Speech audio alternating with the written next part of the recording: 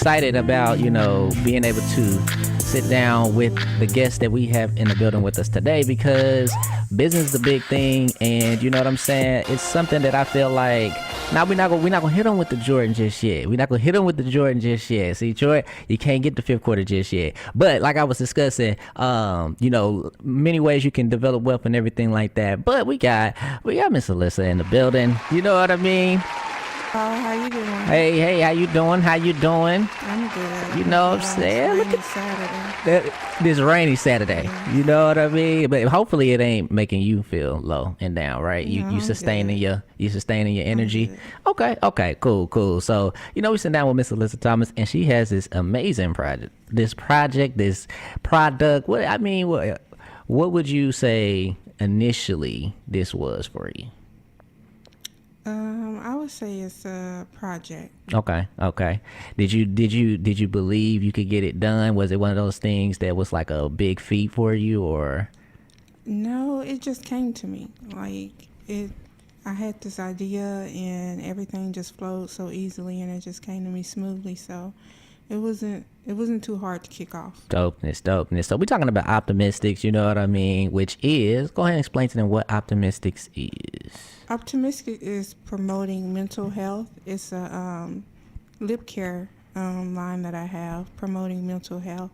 Each box has something positive on it, a positive line, and then you take care of your lips as well. And it's speaking positivity into yourself. Let your lips speak for you. Okay. All right. And I got quite a few of them. You know what I'm saying? This is the untapped box. You know what I'm saying? Because I like to throw them at different people and everything like that. But you know what I'm saying? I got mine. You know what I'm saying? I rep the brand. I've been using mine. You know what I mean? So it's pretty amazing. And I ever since I have got my first package, I make sure I try to re-up and everything like that.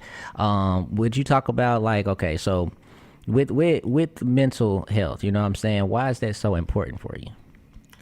It's something that I deal with constantly, and last year I was hospitalized for suicide ideation. Oh man. So that's when, after I got out the hospital, everything just came so easily for me, because I knew it was something I wanted to do. Okay. But I didn't know exactly what it was. So you kind of already had the thought bubbling in you, but it's like that. I couldn't pinpoint what I wanted. And of course, nobody wants to say, hey, go to the hospital so you can follow your dreams. But it's that situation or that incident allow you to visualize or have that aha moment. It did. Did you have it while you were, in the hospital? It was afterwards. Okay, it was afterwards. The negative stigma I seen behind it, and everybody is so afraid to talk about mental health or their struggle with it. And definitely. So when it came to you being hospitalized, was that just for you? Was that more of just a buildup of suppressing what you've been through in life, or do you feel like just life was hectic at that moment? Yeah, I had been hit with a lot of stuff, and I had suppressed it. It was both. Okay. I suppressed it, and life just came down on me, and I didn't really know how to handle it. Understood. So I would assume you use your product as a way of therapy, even for yourself. What your mission is and why you're doing it. Does that help you deal with life? Making your products, knowing what your mission is. It does. It gives me more drive behind the product. Because even though each product has a line of it that's positive, it's from my poetry blog. So everything is going hand in hand with each other. Right. And your poetry blog, which is amazing. How long have you been keeping that one up? 2 years. So what is the battle like keeping that up? Because, we talked about Supreme Week, which I have to get back on that, you know what I mean? But, how's that been for you keeping the blog up? Once I started Optimistix, it was kind of rocky because I was so focused on my product. Yeah. Out there. But now I still battle with depression and anxiety. For sure. So that's another thing that I'm trying to overcome. And you're overcoming. Yeah, that's true. There you go. So it's a learning process, and I get to it eventually. I try not to be too hard on myself about posting things, because I used to be. Okay. So I know you had made a post recently about basically the stigma of people being real about the things that they go through. A lot of people aren't like seeking attention. It's just their life story. So like when you say that you had pressure, like what would you go through mentally, like when you wanted to be transparent and you wanted to share something of your story? Like what were some of the battles you had to go through, or the pressures you were facing? I'm always that strong person. Okay. So being there and helping everybody else, I felt like I didn't want to be selfish and be like, okay, well, I'm going through something right now.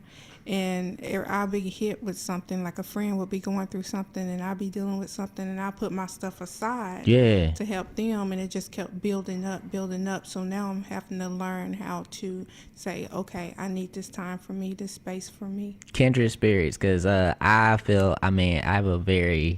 very good at that, just saying, oh, okay, well, I'm gonna be here, right? I'm gonna get to me, and let's just deal with everything else. And the unfortunate thing on the back end of that is if you keep tending to everyone else, you're gonna always find a reason not to take care of yourself. That's true. And so I resonate with that, and I'm glad that you're taking this angle at it. So when it comes to Optimistix, when did you so hospitalized was about around when? April. Okay. And when did you come out with Optimistix? It was in July. Okay. So you had a little bit of period and everything like that. Initially, when you dropped it, how did you feel the first response, like towards supporters and things like that? How was that for you? It was, I don't want to say it was overwhelming, but it was shocking to me. Okay. Because a lot of my friends came up and they supported me and got the message out there. So. Okay, that's awesome. So, because sometimes, like when people have a release of things of that nature, sometimes it can be overwhelming, but some people are underwhelmed. They're like, oh man, I wish I had this going on and everything like that. Do you feel like people really are receiving the message of the mental health aspect? I believe that it's still kicking off. Okay. Like people are still grasping. Everybody loves the product, but the message, I'm still working on people grasping. Understood. So, with your experience when it comes to mental health, now that you're actually having to address and discuss it, depression is a very big thing in our community, especially for our gen. I mean, I would say it's in life, period, but for our generation, we're hearing more people who are having either breakdowns or they're dealing with mental issues, and so what is your, I guess, what with your personal journey through depression, like what are some of the things that you feel like you have been forced to now address and start to deal with, because like you said, it is a process. Right. My childhood, I had to address that and deal with it, and it actually has helped me. Okay. This product has pushed me to heal a lot. Okay. And when it comes to healing,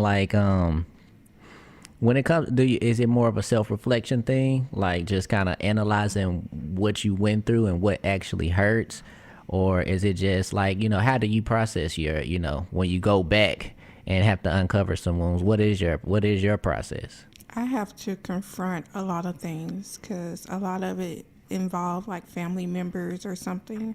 So I had to confront how I actually felt about those people and what happened to me, and dig deep and then add them to the equation. Right. And you had another post where you had to talk about having difficult conversations with people. So you finally you get to a place of maturity and strength, and which is very major, where you're able to uncover some of the wounds that you've had.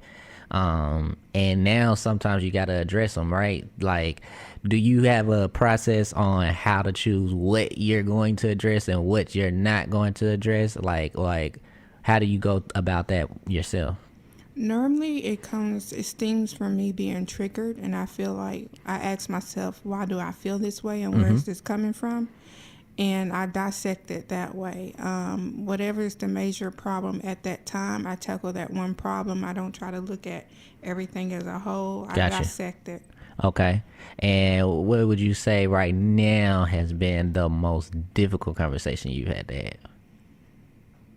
I would say the most difficult was with my mother about my father's side of the family. Okay. So really trying to figure out what was what, and like, I guess, how things unfolded in your life. Right. Okay. Correct. And I mean, did it go, how did it go? Like, was it to a place where you were able to, take it, or was it like a real haymaker situation you had to go through? I had so much anxiety about that situation that I couldn't tackle it in real life. That's what I would say. I had to write a letter and send it to her. Oh, okay. And have her read it and get back to me.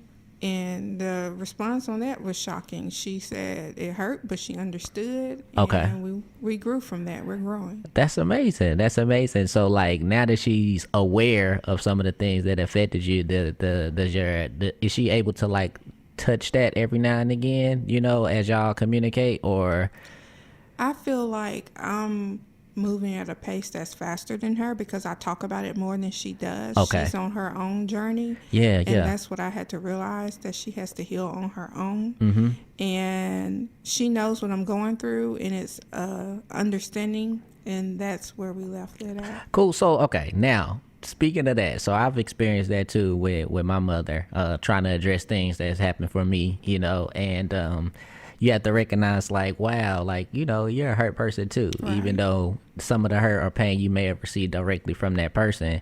So for you, understanding that you got to this path of healing and you're being understanding that she's her own woman, like, what did it take you anything to get to that place of acceptance that, like, wow, like, even though I would like to go through, certain conversations or have type of, revelations, if you will, you're not at that point? Like, was that a place that you had to get to, or did you just off the rip say, oh, okay, I understand that you got to process that too? I had to get to that place. I feel the same way, because I was like, okay, I done got to the place where I could give you all this, and I'm expecting Right. you to be on it. So yeah, go ahead and speak on that. They're on a different path, and you have to realize that they're not at your speed. Maybe everybody is going by different speeds, but yeah, it took therapy for me to have that aha moment. That's what's up. Well, we sitting here, hanging out with the lovely Alyssa Thomas, and we are talking about Optimistix. What it means to the community, what it means to her. And definitely it's an amazing product, because of course I use it, and you should use it too. We got that fifth quarter for you now, I gotta make sure that you hear this fifth quarter. We've been working with the homie Jordan there. We're gonna be right back in and hang out with Alyssa. We're gonna talk more about mental health, but this is that fifth quarter. We'll be right back in. And a lovely young lady by the name of Alyssa Thomas, and she has this amazing product, and I mean amazing. And when I say amazing, Chris, I mean, wouldn't you say? Hey, I say I'm definitely gonna need me some of that. He finna re-up already. Yeah, you know what I mean? You know what I'm saying? And I think it's a dopeness. Optimistix is in the building, and I'm in love with it. I'm sure you're gonna be in love with it. Where can they follow you to learn more about your business page? You can go to Optimistix online. Okay. Optimistix.online. Okay. Optimistix.online. And of course you got the social media pages, which we'll make sure that we put in the video. Okay. So, Chris, we talk about this all the time. We talk about mental health, right? Right. You know what I'm saying? So from what you were hearing from, Alyssa, Miss Alyssa, like, how relevant is that to you? The mental issues or the mental trauma that you can go through and how it affects you.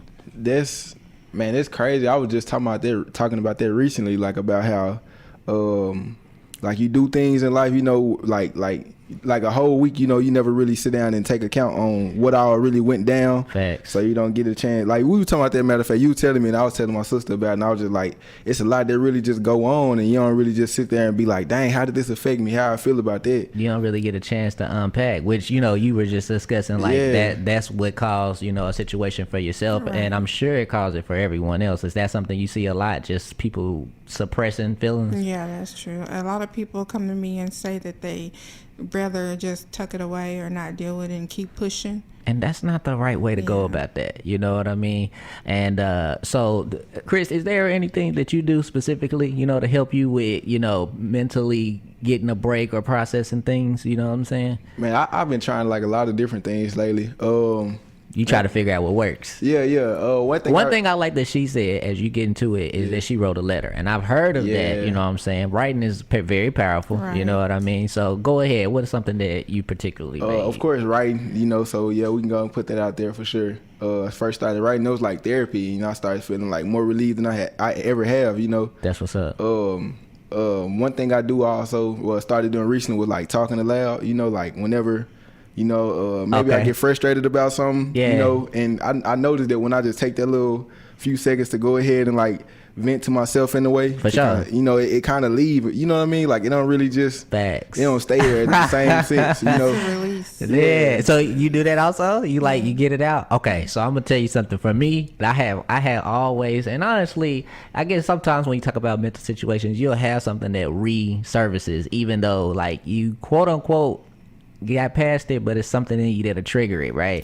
So for me, like people always, it's like a stigma, like when they say talking to yourself, right? It's like, oh, you talking to yourself, oh, you crazy, you know what I mean? But like you said, it's like a release. At least that's where I'm at with it, you know what I'm saying? Sometimes people just got to get that certain, you know, emotion out and everything like that. I think it's still different grades to it, you know, like if you like talking to yourself and for like 3 hours straight, then you know, maybe we got something to converse about. But you know what I'm saying, like getting through certain things, like I'm with that. So sure. you know what I'm saying, so you've done that, right? Okay, you done that. All right, so we all either we all crazy together, you know what I mean, or it's okay, you know what I'm saying. So like I said, when we're gonna get into your story about some of the things that you went through that caused some of the trouble, but when it comes to, you know, processing your mental health and stuff like that, I think as a community, you know, and just as people, we are getting better at least addressing it. I don't know right now if we're the best at processing and being there for each other, which actually, as a matter of fact, makes me think of our post of the week, which I'm gonna run this post of the week for you because I think it's very relevant to, you know, the mental health situation and things like that. So one thing that's really big in business and honestly in life is really how you get from, you know, one place to the other. You know, you were discussing like you were very overwhelmed, you were really happy about your how your products came out and the reception, and I'm confident that at least if it's not a super pressure, at least you feel something like, okay, so where do I take it from here, or how do I get to that next level, right? And so like is that something that you deal with consistently? Is that something that just pops in your head every now and again? Like how do you know, what is that for you? It's always what can I do next to improve the product or bring it to a next level. Okay. I constantly want to grow. Okay. And like like how much time do you feel like you give to that? Because that, like I said, that's a lot. You know what I'm saying? Like that's a lot to go through.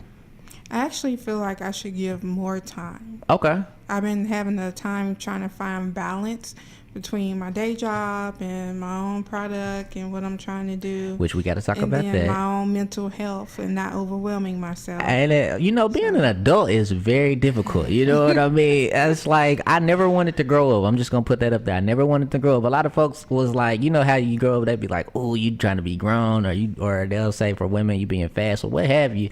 You know what I'm saying? I was really comfortable with being a child. You know what I'm saying? But then growing up, like you said, you gotta balance, like, if you know, however you balancing your job, and then like you said, now that you're aware of mental health, because first we got a lot of people that's still not at a place where they can address that they got problems, you know what I mean? And then of course you got a different family that you're dealing with, and you know, it's not a lot of the, I guess we still in a place of like, you know, figuring things out, so it's a lot. And one more thing I'm gonna throw at you is you figure out kind of what you were discussing with your mother, that they still figuring things out, and that's tough because it's like, okay, so how do we get through life at this particular point when I'm looking up to my elders and they still got to figure out certain things? It really can be overwhelming, like you discussed. So I think that's dope that you did therapy, which I want to, you know, discuss that. But okay, so I got this post of the week, right?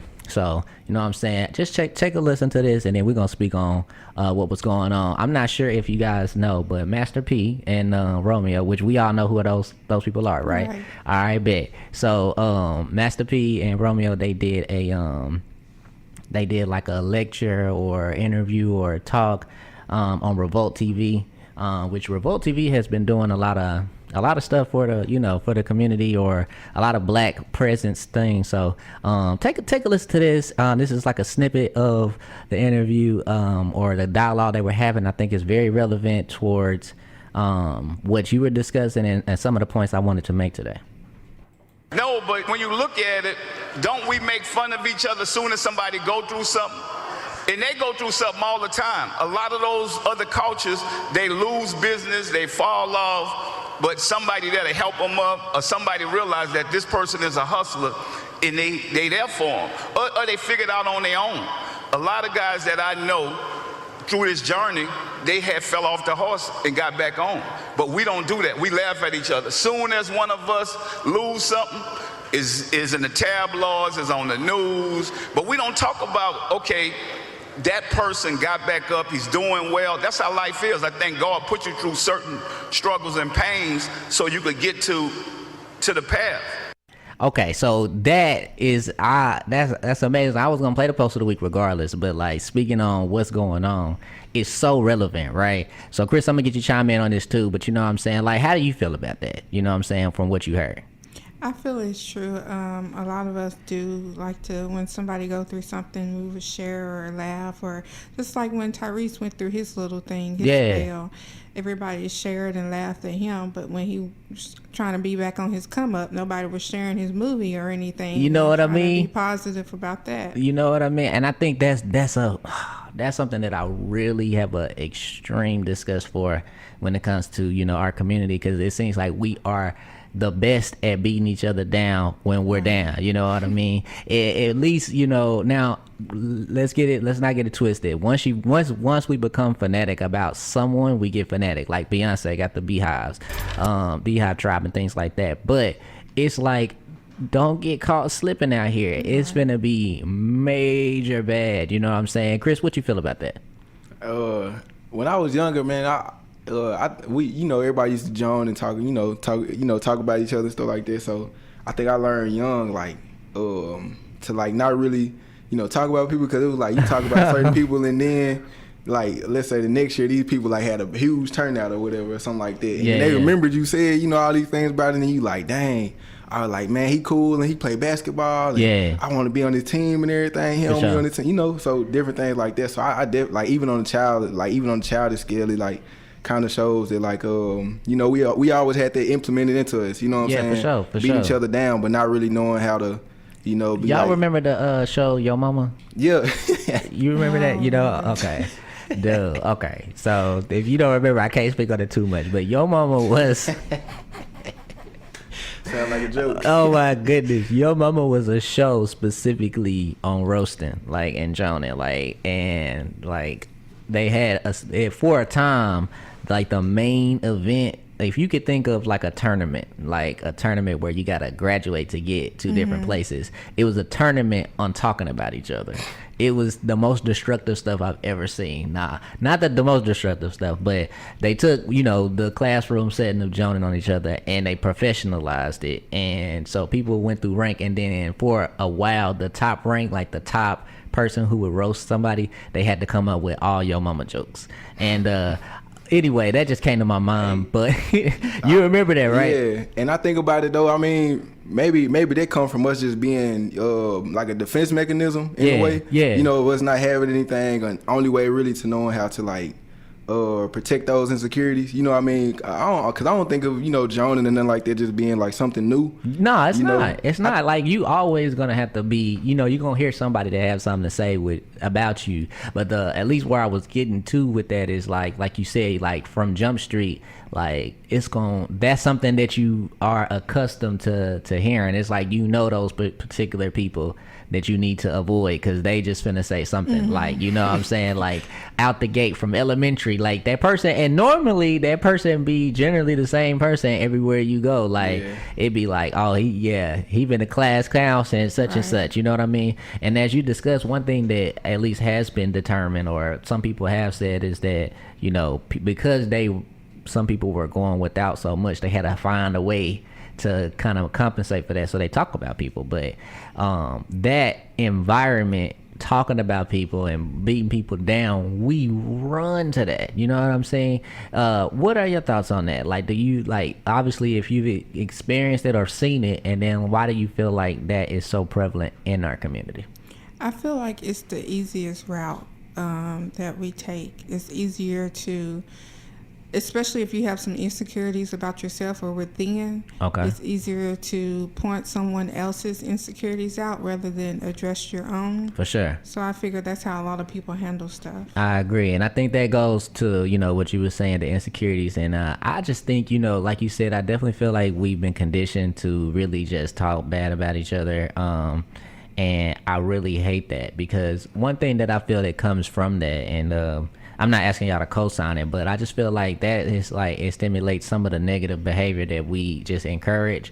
Like, once you get into a position, or at least how I feel, once you get into a position where you're talking about somebody all the time, you know what I mean? To me, it makes it very difficult for us to have a trust factor amongst each other. You know what I mean? And, you know, now when we talking about stepping into business, you already got the stuff that you got to deal with yourself. True. And then you already got to go in the marketplace or just in the world and try to be the best entrepreneur you can.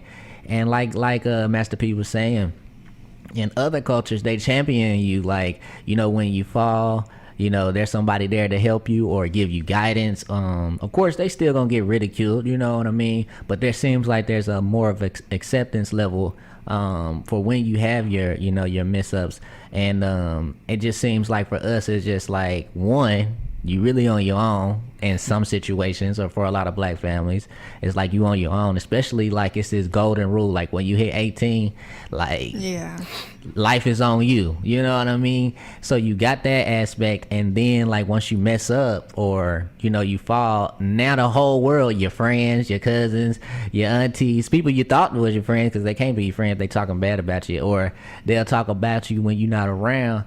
I just think that's really messed up, because entrepreneurship is a walk, you know what I'm saying? It's a difficult walk for people. So, you know, I just thought that was so relevant, you know, towards what we were discussing. What do you feel like a solution you could put in play? Like, what is something that you feel we could do to combat that type of mindset, to where it's overwhelming, not like joking, but where it's like people like breed that type of either hatred or that frustration and put it on, you know, on each other? Well, I had made a status once that was like, give yourself a minute to just brag on yourself. Okay. And most people don't really think of the good things they done or things they accomplished. That it could be something small, but you still accomplished it. It's still an accomplishment. So that's the way I think we can combat things without being so negative. Think about more positive things and put more positive things out into the atmosphere. I agree. I like that. Chris, what you feel like? You know what I'm saying? I got you on the mic now, man. Yeah. I got you on the mic now. Chris usually be behind the scenes, but I gotta get him, because he be having some stuff to say, man. Go ahead. I mean, honestly, like, I can speak like from a personal point of view, because like when I was young, like I say in elementary school, I used to proudly wear like I was one of the school's best joners on my back. You know what I'm saying? Going like, in. Yeah, but like on the same correlated path, like I was also one of those kids who had like a lot of things going on, like issues and everything.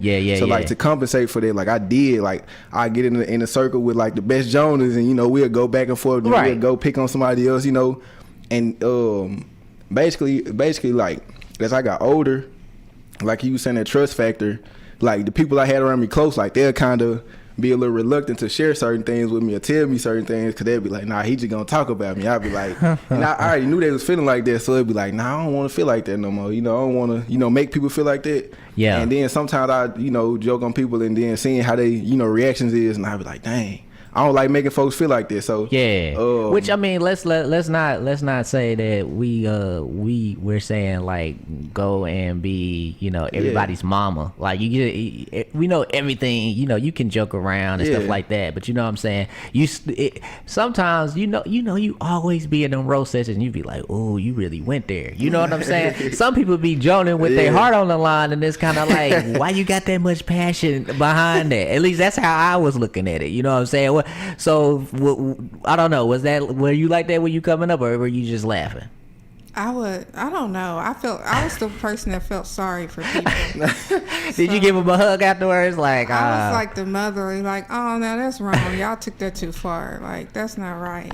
So. Yeah, see, like I say, something like I used to rip the Band-Aid off, you know what I'm saying? Then I got older and was just like, and I kind of took her route. Yeah. Like, you know, giving, you know, like kind of, you know, what was it you said? Give yourself compliments throughout the day, or accomplishments that you had made. So that was kind of, you know, a route I had used instead, and then just like, I don't know, refraining myself, you know what I mean? Just like being thankful for what I had instead. For sure. Instead of pointing out the bad things other people had. Yeah, you know? I mean, obviously we are older, so we can, you know, look back and be like, but, you know, within that, you know, at a young age, you know, you're very impressionable. You know, we know about materialism. You know, you gotta have the brands on, and you know, it's amazing that you know, and I'm just gonna make this statement, and we're gonna take a little music break here, a little bit of Farrah Rochelle, but it's amazing that, you know, for us to be so poverty stricken, you know, that those are some of the ailments that we face, that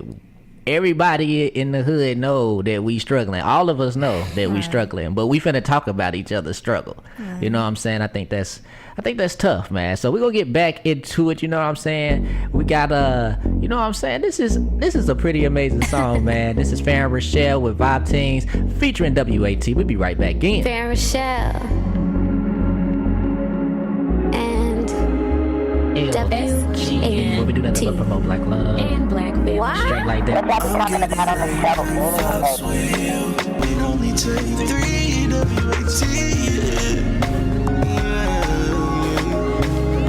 The young homie, he be singing, man. He be singing. He be getting it in. I'm like, bruh. And if you talk to him, you be like, man, he don't be going hard like that. But man, he get in the studio and yeah, he let his soul cry. Like Nipsey Hussle had a line like that. And so, man, we sitting here, you know, having a good time. We talking about something that's very relevant, and of course, it's all stimulated by Miss Optimistix herself. She's in the building. You know what I'm saying? You doing all right? Yeah, how you doing? I'm cool. I'm loving the conversation. I think it's, you know, something that needs to be had. And, you know, we all may not have like a PhD in this, but you know what I'm saying, we all have been living, you know, our lives, you know, for however long, so we can at least have a perspective to come from. And so mental health is a very big situation, and definitely make sure that you do what it is that you can to address it, or at least bring that conversation up, you know, with yourself, you know, first and foremost, with your friends and your family, and try to make sure that that's a real thing. And it's a lifetime process. It's not like you're just gonna have one conversation and it's gonna be over with, you know what I'm saying, and everything. So and I think it's one thing that you mentioned was very important, which is, you know, having moments and times where you know, pat yourself on the back and you applaud yourself and you say, hey, you know what I'm saying, you did this today, you know. Like one thing that I would say that I know I can say I did is, like, if I had a meeting, like, I'm glad I had that meetings. Like, I have 5 or 6 meetings within a day or two, and then just be like you said, to the next stage. All right, so how do I get this? And then next thing you know, 3 months done passed and I'm feeling all this stress because I didn't just congratulate myself. So I also take a moment, even when I'm hollering at Chris, and I be like, bro, you know what I'm saying, I'm glad to be working with you, you know what I'm saying, like, you know, that is still a way for me to fuel myself to take a moment and appreciate the time, rather than just hit Chris and be like, yo, I need this edit, or yo, Chris, like, you know, what about this shot, you know what I'm saying? So I think that's very important, to take a moment and, you know, be in the moment, and not just in the moment of just soaking things up, but to appreciate what it is that's going on. So very dope perspective. And so but let's talk about, you know what I'm saying, like, okay, so some of the things that you went through, you know, that built you to be such a strong person, you know what I'm saying, coming up as a youngin', you know what I'm saying, how was life for you? It was difficult. At first, I don't know, my life took a turn.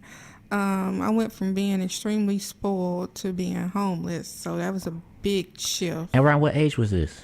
I was about 11. Okay, that's tough. That's very Yeah. tough. Okay, so like at one point you basically were overwhelmed with, everything, whatever type of access. And Pine Bluff, right? Yes, Okay. at the time. Okay. Cool. And then at that particular point, you had to, deal with homelessness. Like, how was that? Like, Well, like you said, starting off in Pine Bluff, I was spoiled, and then we went to Georgia and ended up homeless. So it was a shift on like all ends because it was a culture shock because everybody there wasn't as nice and everything Okay. as people were where I came from. But then again, I was spoiled, so they might have been nice to me because okay. I So had what's your everything. definition? Okay. So since you like, let's try to see what was something that was nice that was done here or in Pine Bluff that you didn't see as much there. People are more, they would speak to you before. In Georgia, they don't really say hey or do the little wave or thumbs up when you drive by. They nothing. just They like, don't- yeah. What part of Georgia though? Hexham, Georgia and stuff, Augusta, Georgia. Okay. So yeah, I think we all, I guess you could call that spoiled, but I don't know. I feel like that's just regular. Like you expect when you around, at least, I don't know, Chris, would you say the same thing? Like you feel like people supposed to say something when they pass you? I feel weird when they don't. Like, There we go. Right, Okay, so yeah. we all on the same page with that. Okay, so you go from that, and you're dealing with, homelessness. Is it to the point where like, okay, speak on it. You paint the picture for what you were going through.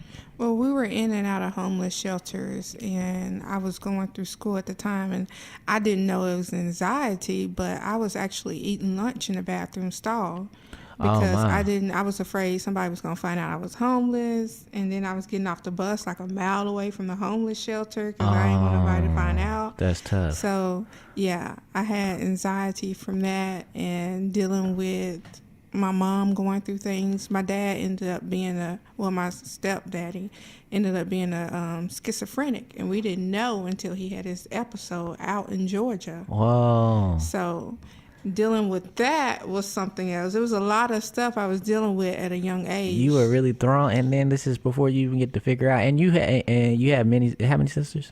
2. Okay, and where do you fall in that? I'm the oldest. Okay, so there you go. You got to be Right. strong. You got ones that's under you. You got to figure things out. How do you feel like, from your experience, like if it was affecting them, your younger sisters? Well, they came around at a later time. Okay. So they really didn't have to deal with that. I took on the mother role with the middle one because she came in right along with us about to move back to Arkansas. Okay. So that was tough for my mom, so I helped her out with that. But So when your dad was going through, or stepdad, right? Am I saying? Stepdad. Okay. So when stepdad was going through, his episodes and everything like that, well, how old do you feel you were at that particular point? I didn't know. I don't know. It morphed my thought on men at the time because I was so young. Right, because I'm like, if it started at 11, like, well, clearly anything close to that age is gonna be young. But yeah, so you dealing with that, and then like, I guess I would assume one, poverty, which I want to actually do a show on that one day. Just the psychology and how poverty really affects you, because like, or having financial struggles, because it can affect you emotionally, physically, and things like that. You started to notice particular issues, like how they affect your mother too, right? Right, because she was the only one working. Oh my goodness gracious. So yeah, so you're dealing with all that, and so you were, I guess, at what point did you ever see like a turn where you were able to just handle it better, or was it always like, you was kind of, what we discussed, kind of that shame that you have, particularly that you always trying to at least get away from the fact that you're going through it? We had good moments in spite of. It's like when you don't have nothing and you get a little bit of something, it makes you all excited and happy. So we had good moments where Tell us about one moment. One moment, if you could think of one. Well, I used to always have to cook up stuff. So one Okay. good moment was when we didn't have to cook or figure out how we were going to eat and we just got food. I guess it would be when we got into a good church that supported us. Dopeness. Okay. Okay. Cool. So like going through that, clearly that has a lot. Like, did that affect you with your grades? Definitely. I don't know how I got through school through that time. Wow. And learning, it was major stuff like multiplication and stuff that I still struggle with because I was skipping so many schools and stuff. I basically just skated by on classes.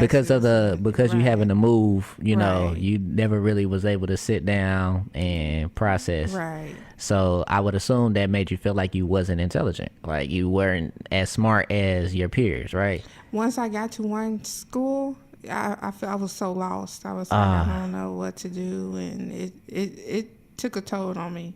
Sheesh Louise. So like, okay, so going into you're maturing too, you know, you're finna transition and maturing. So like dealing with that, you know, becoming a woman and everything like that, and then you get into high school, like is there anything about like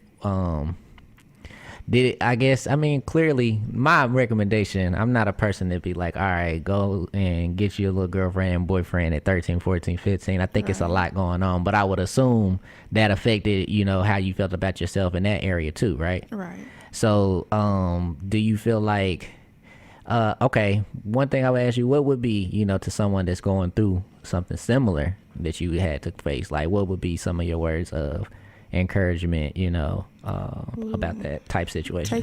Take it day by day. Don't look at it as a whole. Tackle each thing little by little, and you'll get through it. Cool. Did you ever have a place, because some people get into that place where they like blame themselves for some of the situations that's going through. Did you ever have to deal with that? Yeah, I did. Why were you, what at that particular point, what did you feel you were doing? Because I have dealt with that myself too, not with, you know, your specific situation, but like situations that were literally out of my control. I was trying to take blame for it. So, you know, what do you feel like, well, how are you processing it at that point? Why did you feel things were your fault? Well, it was a crucial time that before my mama got married, she asked me, how do you feel about this? Do you want this? And I kind of didn't want it. I kind of wasn't with it, but I seen how happy it made her. So I agreed to it because she was so happy. But I feel like if I would have actually stayed true to myself and said, I don't got a good feeling about this. Yeah. Then we wouldn't went through everything we went through. Understood. So she was kind of like, you know, just in the love and everything. And from that particular place, like that relationship you see was one of the things that caused, you know, the ups or the rockiness that you went through. How do you, because I talk to a lot of women about that. Like, so how do you manage, you know, being strong with your voice? Because, you know, from what I've learned and being around women, that's something that women are, you know, slandered the most about, by having a voice and having an opinion and everything like that. Clearly you didn't feel as confident in that particular moment. So like what are you doing maybe now, or, you know, what did you have to learn, you know what I'm saying, to be able to maybe be more assertive with how you feel and not feel so bad about it? Well, my mom actually was the head of the household. Okay. And I had to relearn how the household was supposed to go. Okay. And with her being so strong, I actually took that on, and I became the strong woman. Gotcha. That, you know, like, I don't need a man. And I had that mentality for a while, and I had to grow to learn that that's not necessarily how it has to be. Yeah, for sure. That's a defense mechanism she was using. I would assume also, like, you know, with her relationship dynamic, I would also assume, like, one, with you going without, but a relationship dynamic being a result of her going without, that may have added to your resistance of, like, associating with men, right? Right. So, like, what's your process? Because right now, you know, at least, you know, of course you can't judge everything on, you know, Instagram and Facebook, but it seems like you are very welcoming to, you know, men, and you're very encouraging everything. So how long did it take you to get to a place where you were compassionate, you know what I'm saying, for men? I would have to say it probably happened in high school. Okay. When we like 10th, 11th grade, or like senior year? I would say my senior year. Okay, you didn't get through. All right, you Yeah. was but before you was really checking them. Okay, all right. So go ahead. My senior year and around college time when you get to think for yourself actually, and I seen how things went and how people were, and you can't judge one man off all men. So that's what I kept in mind. And then I seen my mother's mistakes, and I didn't want to go down the same path she went through. So I tried to kind of learn on my own, but I did have my stumps and hang-ups and stuff. Right, as we all do. I wasn't always welcoming the man, but I grew and I learned. That's cool. I mean, I think it's the same situation on both ends. Like, you know what I'm saying? For women and for men. What we're gonna do here is gonna take us a little bit of a break. We're gonna listen to this good old dope Osiris Bali. You know what I'm saying? Destiny's Calling Me. We're gonna get right back in, talk a little bit more about mental health and about this dope product, Optimistix. What's going on? You listen to the LS Gen radio show, and you know what I'm saying, we out here kicking it, you know what I'm saying, having a good time. And like I said, we out here we chilling with Miss Optimistix herself, you know what I mean. Miss Alyssa Thomas in the building. Hey young lady. Hey. You know what I'm saying, we're talking about a very important conversation, which is mental health, and hopefully, you know what I'm saying, you have at least addressed it, brung it to the table. If not, after hearing this, you gonna have to, you know what I'm saying, because, you know, we speaking on relevant things that's going on in life. You know, we're talking about, you know, just the journey that she's went through as she's at this particular phase in her life, which is establishing herself as an entrepreneur, which quite a few of us are. So, you know, one thing I definitely want to say, you know, to any entrepreneur that's getting started, or as an established entrepreneur, regardless if you are an artist, if you want to do something like real estate, or if you doing anything like, you know, like a fast food restaurant, or like a hairstylist, whatever your entrepreneurship thing is, you know, it's definitely a long journey, one that should be fulfilling. You're gonna have some ups and you're gonna have some downs, but definitely, you know, our community needs more strong entrepreneurs that can find a way to get through all these you know, issues, and so we can, you know, try to stand in the gap for, you know, as Master P was saying in the post of the week, you know what I'm saying? So we don't have to be the people we can be the people when folks, you know, get down or they need an opportunity. We have navigated through the jungle where we can give people opportunities that actually mean something. So, you know what I'm saying? Big ups to anybody that's out here, you know what I'm saying, doing an entrepreneur thing, you know, like Alyssa Thomas, you know what I'm saying, doing her thing and everything like that. But yeah, we're talking about, you know, her journey and, you know, dealing with things like homelessness. I'm not sure if you've dealt with homelessness, Chris. I have. That it really affects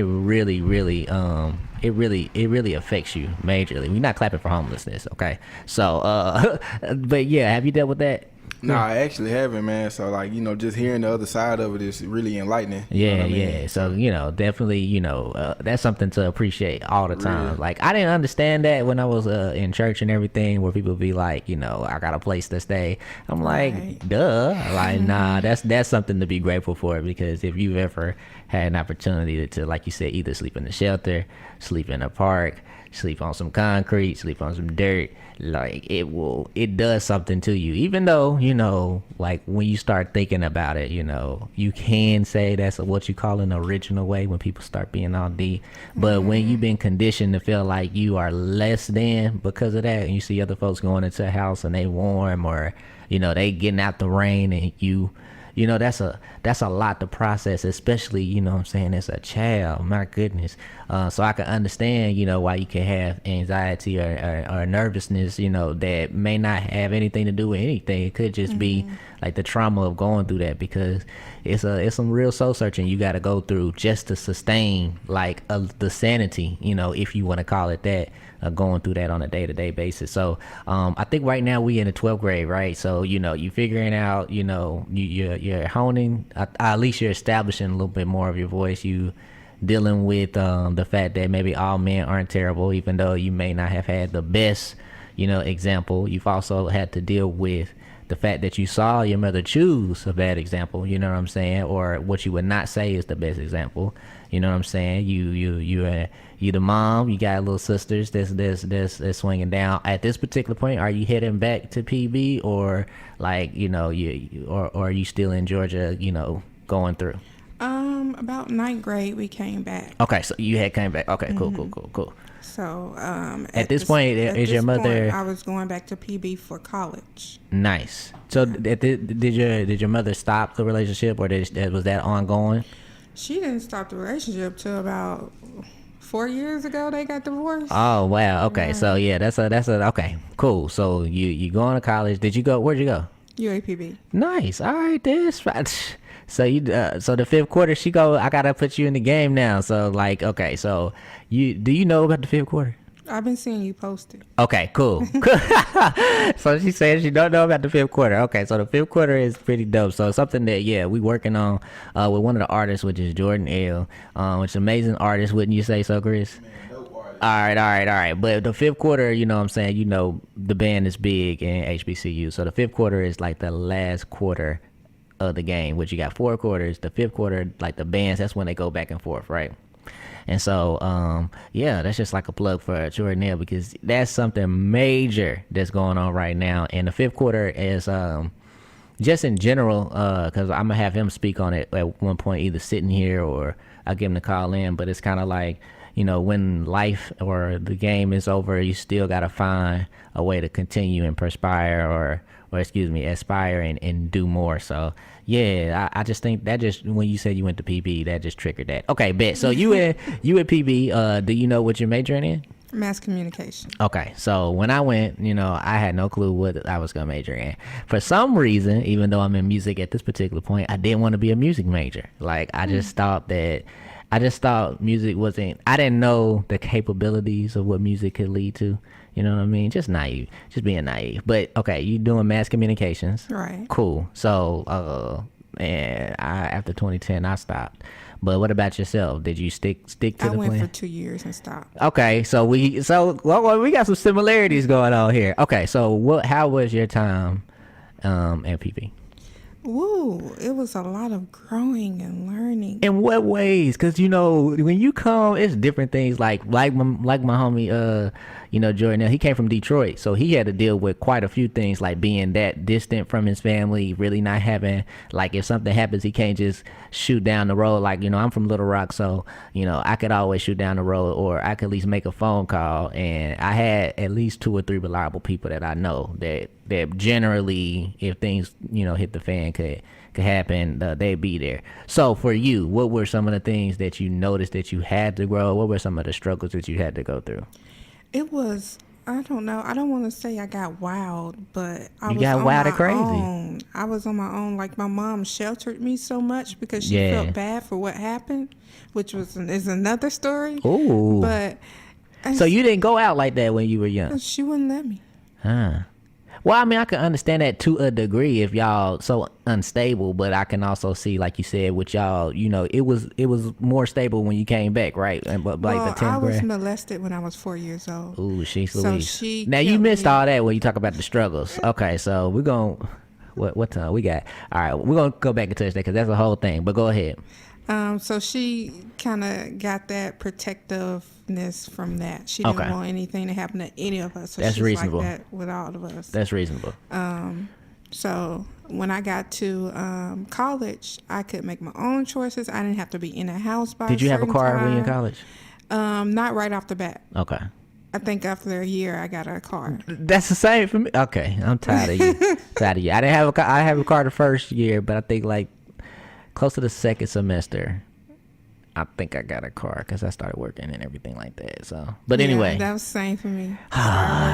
What is going on here? What is going on here? Okay, continue. So you getting wild and crazy. I had my moment too. So, yeah. So like, did you have like a wild and crazy stretch that like was for your 10 year of 2 years, or like how did that go? I had a wild and crazy stretch, but I checked myself. Okay. So I You get seen it. that it was getting out of hand, drinking too much, stuff like that. Okay. So you were a drinker, not a smoker. yeah, I was a drinker. Okay. You drink people under the table, stuff like that. It had got bad. Had a little bottle in my purse all the time. What was your drink of choice? Or what was? EJ. Oh, you hard. You a hard liquor drinker. I was hanging out with I was hanging out with seniors, and I was younger, and they. Yeah. They that's put you how on the it went. game. Okay, Yeah. so you drinking, you partying, you getting it in, you going wild and crazy. So okay, anything else you were dealing with before you get to your checking point? So like, where anything else that you feel you had to grow up in? Yeah, with my comfort with men, because at the time I was only dating women. I wasn't comfortable with men Okay. at all. Now, was that a conscious decision you made like around like 14, 15, 16, or was that like at 18 you like, you know what? It was probably about 16, 17. Okay.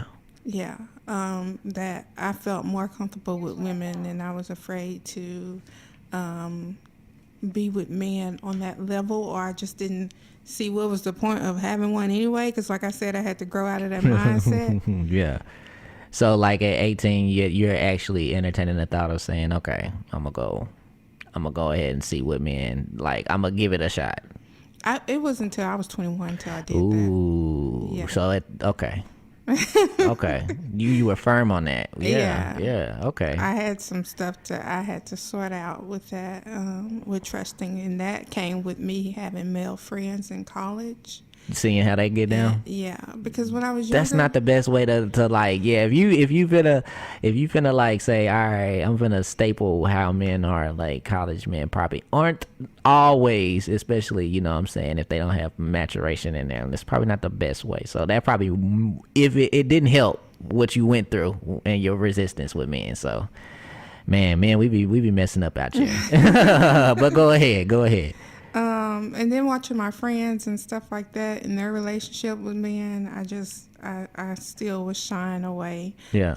But I got male friends that were actually good for me. That Cool. was just on a mutual, we cool level. All right, so I want to ask you this. So obviously, this is a question that you got to ask. So in that mindset, do you feel like, well, obviously, maybe looking back, you may not, but like in that aspect, the resistance to men, was dealing with women literally a different situation for you? Do you feel like that was, or was that just your stigma that you had, towards male, or did you do you feel like you got a different type of relationship with a I feel woman? like with women it was different, Okay. and it was my comfort zone. That's where I felt safe. Already. So that's why. Because I mean, that route. looking at it and just looking at it, wrong is wrong, right? So I would assume wrong could be done from a woman also, but I can understand, you know what I'm saying, like if you already impartial to it, you like, you know what, I'm gonna take this over here, and because I know what's gonna happen, I know what can happen, you know what I'm saying. So okay, so at 21, you at this particular place where you are coming to terms and you finna figure out how you gonna accept more men. Is that like a, you had the help of your male friends, which is cool. So are you already at the point where you had your aha moment where you're like, ooh, I'm wilding out, I need to chill? Yeah. Okay. I had already had that moment. So speaking on that moment, like what do you feel caused you to be like, I'ma chill?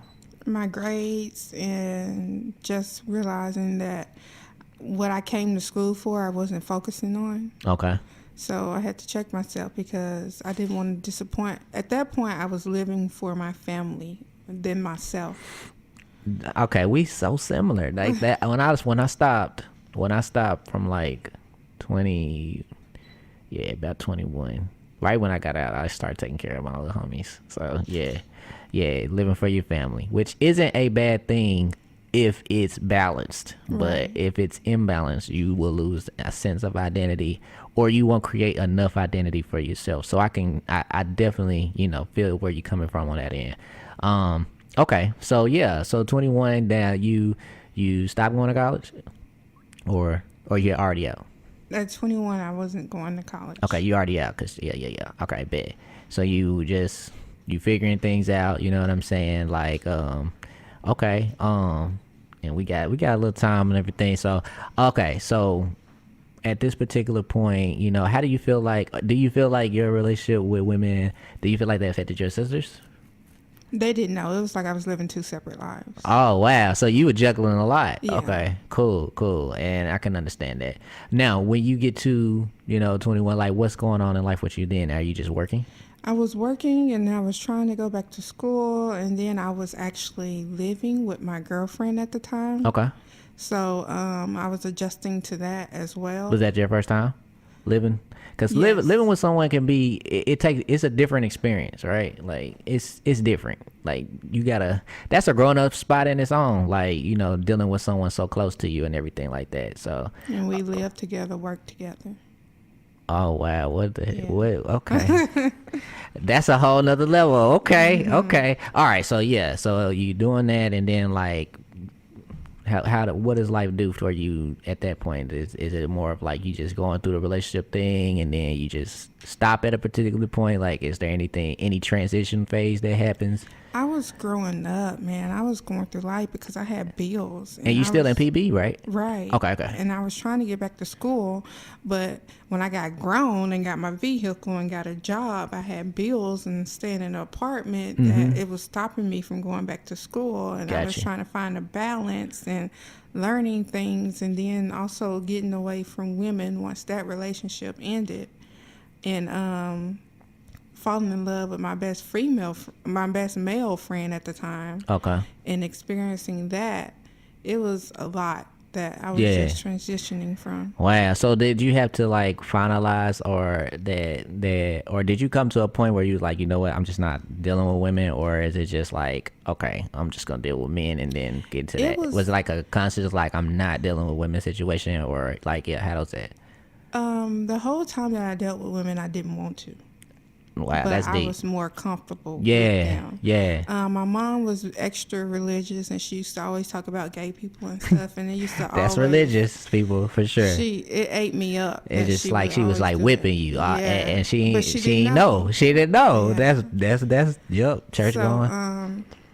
Dealing with that, and I used to pray that, God, if you don't fix me, don't let me wake up the next morning. Wow, it was that. So It was that bad. that's spiritual It was eating me suicide. up. So, Wow. one day I woke up and I realized that I was getting more comfortable with men and towards men.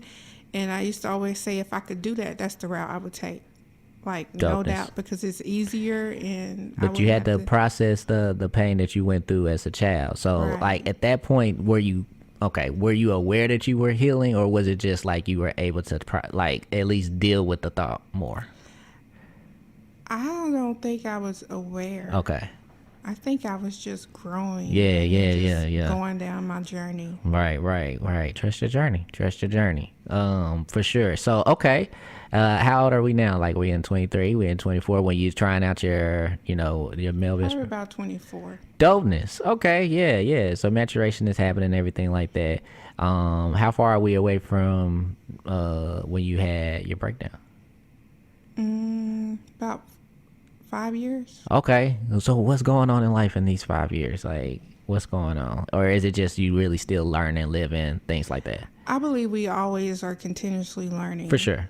As long as we live, we will be learning. That's why our elders are still going through things. You 'cause they're know, still learning. that still always amazes me. Like, right now, our elders are learning. That's still amazing to me. But go ahead.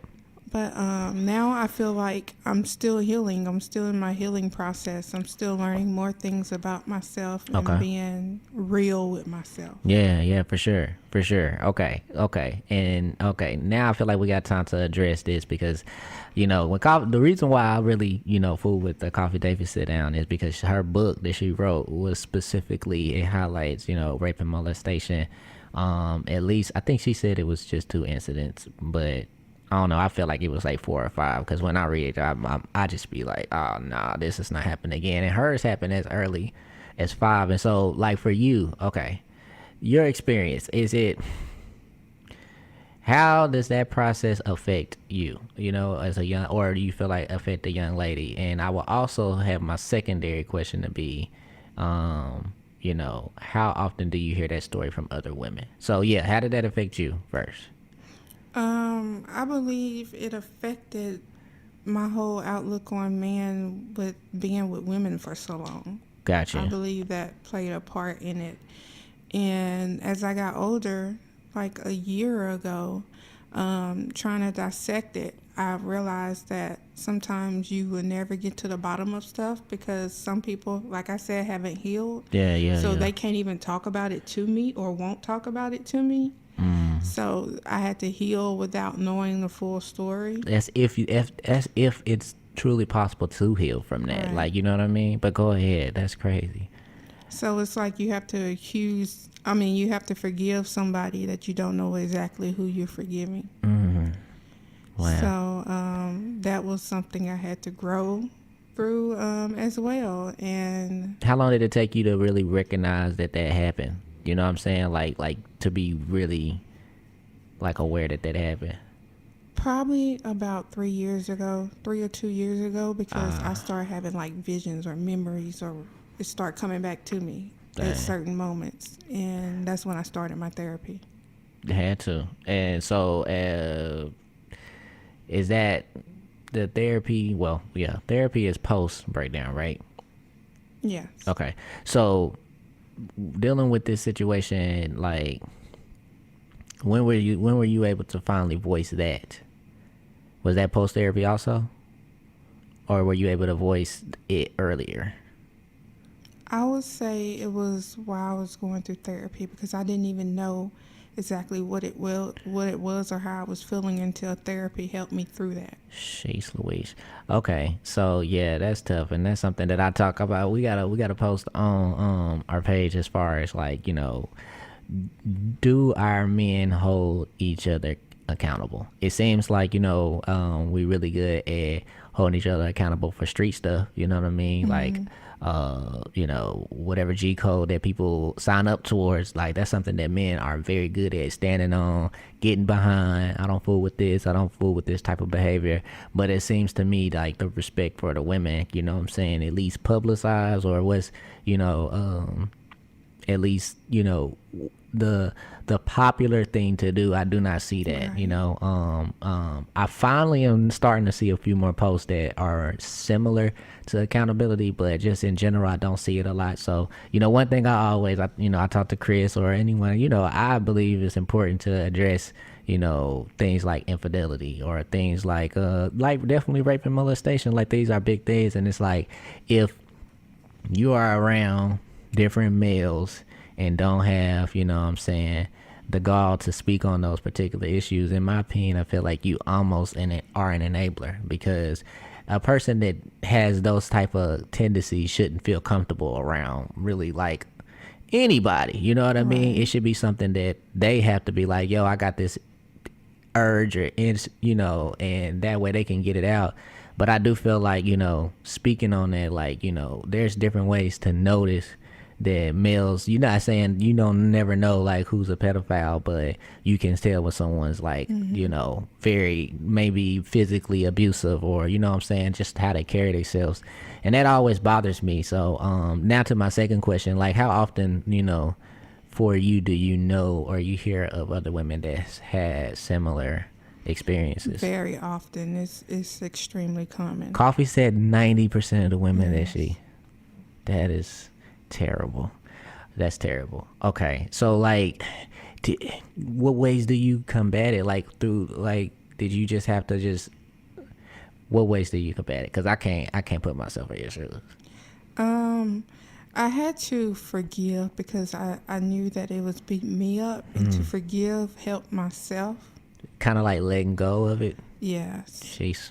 Because I was resentful of men and stuff because of that, and resentful of certain family members because of that, and in a way resentful of my mom because she wasn't talking to me about it, or she wouldn't, you know, we couldn't have that open discussion. Yeah. So I was holding in a lot of resentment, and I had to learn how to deal with it. Yeah. Okay. So let me know if I'm being too forward. So like, is this more like a situation where your experience happened with a family member, where the situation happened, or is it more just like, I don't know, just a random person? Well, a family member was accused. caused me to be away from my father's side of the family Got it. at such a young age, and I'm just starting to get back. So you still into- like, this is what you're talking about, putting the pieces together. Yes. And you, now that makes you even stronger, because like without having clarity behind it, and you still gotta let go of that. And wow, okay, so this is I'm gonna tell you something, man. You are way more amazing than I thought you were, like way more amazing, and I am so I'm happy to know you. You know, I've always been glad to know you, you know what I'm saying? But knowing more of your story makes me way more compassionate towards what it is that you went through, and you know, just your story and what you're doing now. You know, obviously, you know, if you don't know, she's an amazing poet. She's a great writer. And so, you know, like you said, where can they get to the blog at? virgosintuitive.wordpress. Okay, and then of course the business site is Optimistix.online. And what flavors do you have of this amazing Optimistix? On hand right now, I have smooth and creamy and peppermint. Dope. But we have chocolate, we have lavender mint, lemon mint, vanilla mint. All the mints, and you got like the chocolate is pretty dope. Like you said, you got something pretty amazing that's on all of them. So let's see what she put on this one. She says, rather the conclusion turns out how you expected to or not, find peace in the journey and relish in growth that formulated. That's pretty dope. Okay, I'm with it. Hey man, this is some pretty amazing product, you know what I'm saying? Like I said, I use it. I got mine on deck. I actually got 2 of them. I definitely, you know, I try to give some out. Chris, you know what I'm saying? You said you finna get some, right? Yeah, I definitely need to give me some. I wish you kind of had more, because I would have got more than just those 2 flavors. Cause I'm getting some of that peppermint and it's smooth and creamy. So yeah, next time I see you, like hopefully you got like a few more flavors on you, so I can go back to Conway, you know, distribute and everything. Cause I know there a lot of females also who know trying to get off the the car mix, and they want something, you know, more Right. natural and everything, something, you know, closer to home. So you know, LSG gonna take care of you. We're gonna sure. make sure that, you know, if we get your product, we're gonna pass it off to a couple of folks and make sure that you get your product up and going and everything like that. And I'm gonna tell you this, when it comes to and obviously, you know, bro, if you put the order in and you know what I'm saying, you out, she can always come bring it to me. So you know what I'm saying, Cash App is a thing now. You know what I'm saying? Don't stop you gotta find a way to support your, you know, your black business and everything. So one thing, you know, I said we black love black family, so your story was so amazing that we didn't get to everything, but you know what I'm saying, is there a particular, you know, when you look at history, you know what I'm saying, is there someone in history, a black maybe a black inventor, or maybe just a black, you know, one of our ancestors that inspire you to, you know, be who you are today, or that you learn from?